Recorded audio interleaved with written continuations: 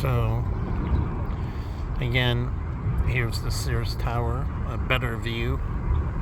And you can see it's tubular design where you have basically the outer tubes that support the inner tube, which is the higher structure. But as you see, modern designs become more complex and they don't need this design. But this design is very good if you're going to go ultra high. It is a good design.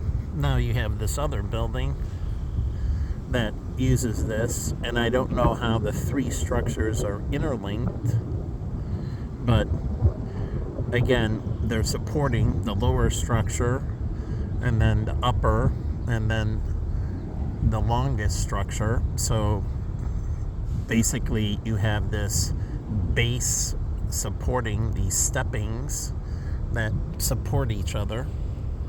I would assume they intertwine them into a support system. And then you have the Aeon building.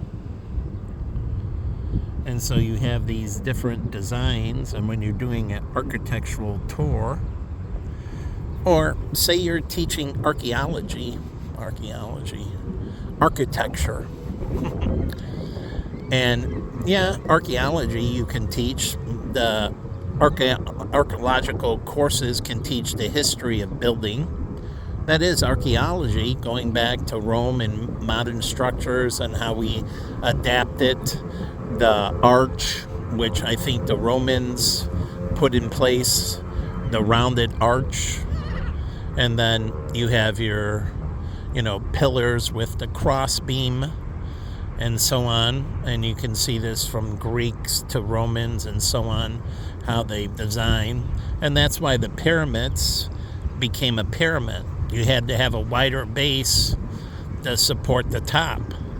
And so that's why the pyramids are designed the way they are designed.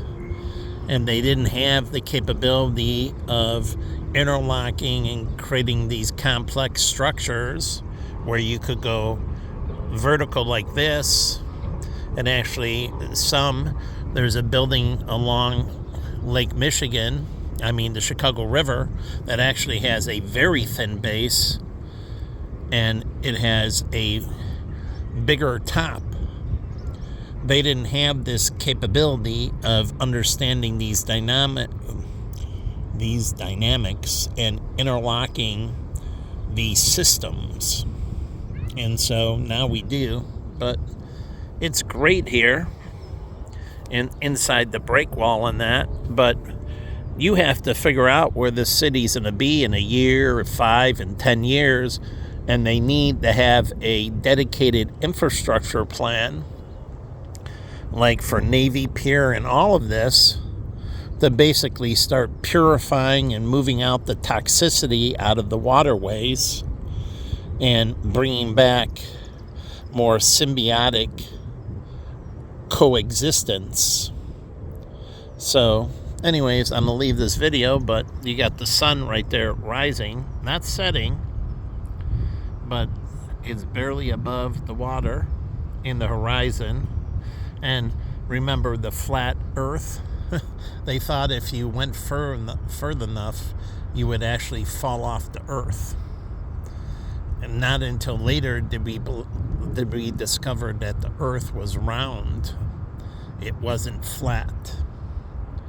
So, again, it's interesting, but truly they were afraid beyond the horizon they thought was a cliff and you just fall off. But it's beautiful as the sun just rising over the water in the understanding.